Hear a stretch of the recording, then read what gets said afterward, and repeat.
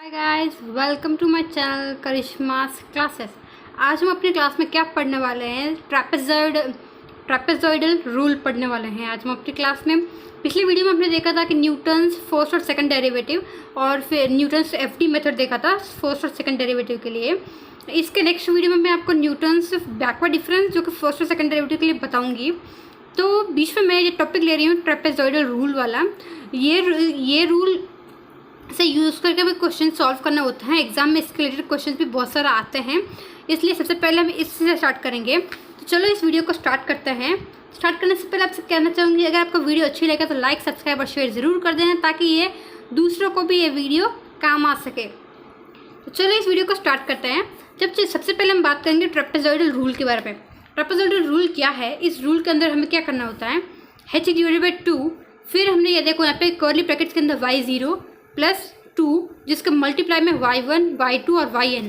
देखो y0, उसके बाद में एक और आता है प्लस के अंदर लास्ट टर्म, जो कि yn हम बोल सकते हैं, ठीक है। और फिर प्लस में 2, y1, y2 और yn आते हैं।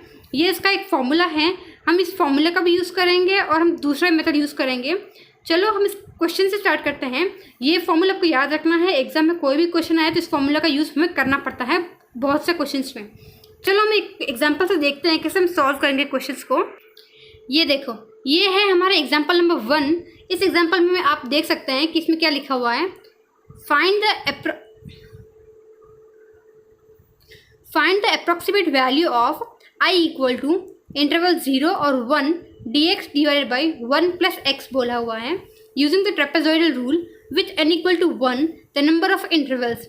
तो अब इस क्वेश्चन में क्या बोल रहा है कि हमको ये एक सिचुएशन दी हुई है। इस सिचुएशन में हमें क्या करना है कि हमको n इक्वल टू 1 मान के हमको मतलब इसको सॉल्व करना है, ठीक है।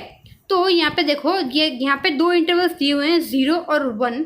हमें इन इंटरवल्स के बेसिस पे हमको जो है सॉल्यूशन स्टार्ट करना होता है। चलो हम सबसे पहले सॉल्यूशन स्टार्ट करते हैं।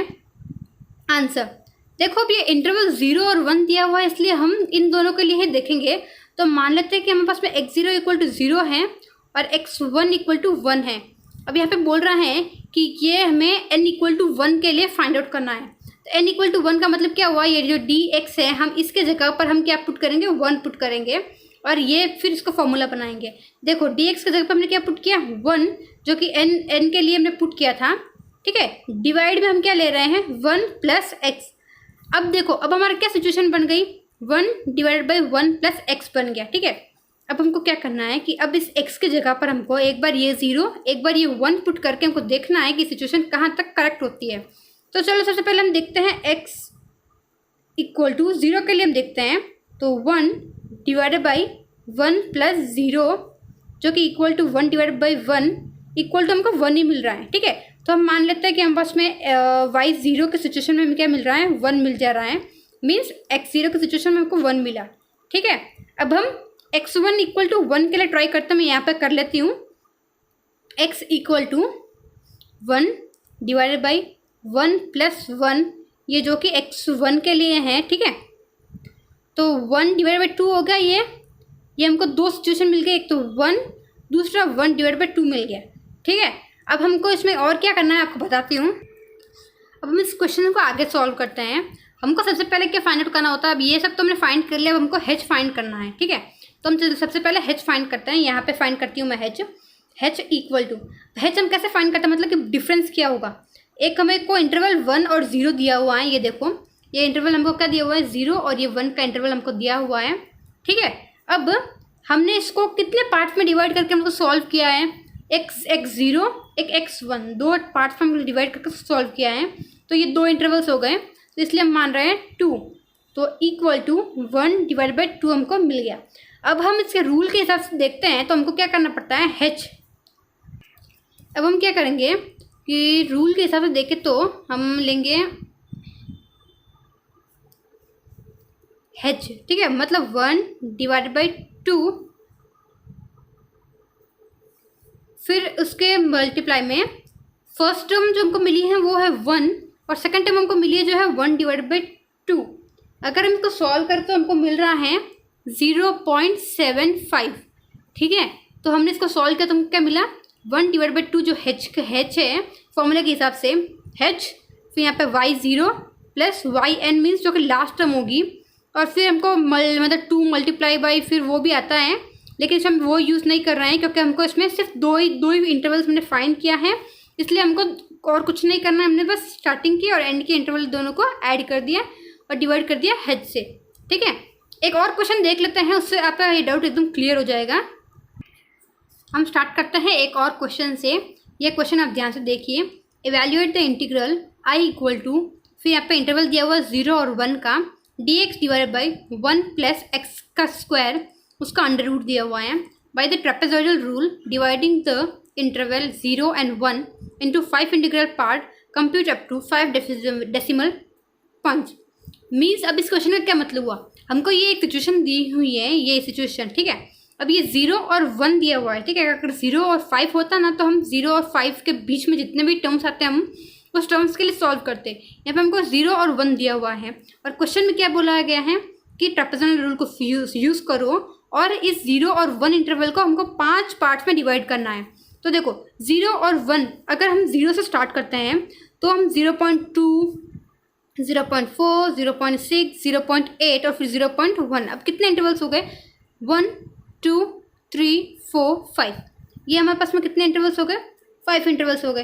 तो अकॉर्डिंग टू द क्वेश्चन इसने बोला हमको 0 और 1 के बीच में हमको डिवाइड करो, तो हमने एक तो 0 से स्टार्ट किया और फिर यहाँ पे 0.1 नहीं, यहाँ पे 1.0 हो जाएगा, ठीक है। एक ये और दूसरा ये, ठीक है।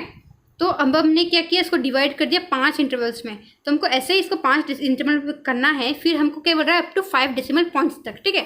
तो चलो सबसे पहले हम हेच फाइंड आउट करेंगे। 5 हमको क्या दिया हुआ है, n इक्वल टू 5 दे दिया, क्योंकि इसने बोला कि 5 इंटरवल से हमको फाइंड करना है। तो ये देखो हेच क्या दिया, हेच क्या हुआ 1 - 0, मीन्स 0 और 1 के बीच का हम फाइंड कर रहे हैं, इसलिए हमने 1 - 0 डिवाइड में हमारे पास में 5 है, क्योंकि हमको 5 इंटरवल्स तक फाइंड करना है। मतलब अब इन दोनों के बीच का डिफरेंस कितना होगा, 0.2। अगर हम 0.2 के हिसाब से ले तो हमको क्या होगा, हमारे 5 इंटरवल्स हो जाएंगे। तो अब हमको कैसे लेंगे हम, वह अब आपको बताती हूँ।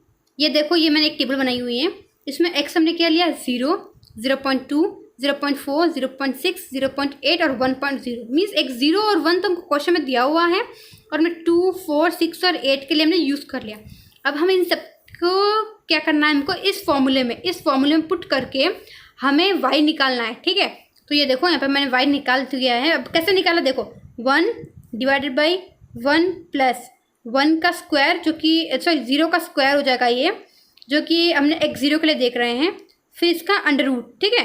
तो क्या होगा 1 डिवाइड बाई 1 ही होगा, क्योंकि ये अंडर रूट 1 का अंडर रूट निकाला तो भी 1 ही होगा हमको, तो इसलिए हमारे पास में आंसर क्या आ गया 1। तो यहाँ पर क्या लिखा हुआ है 1.0।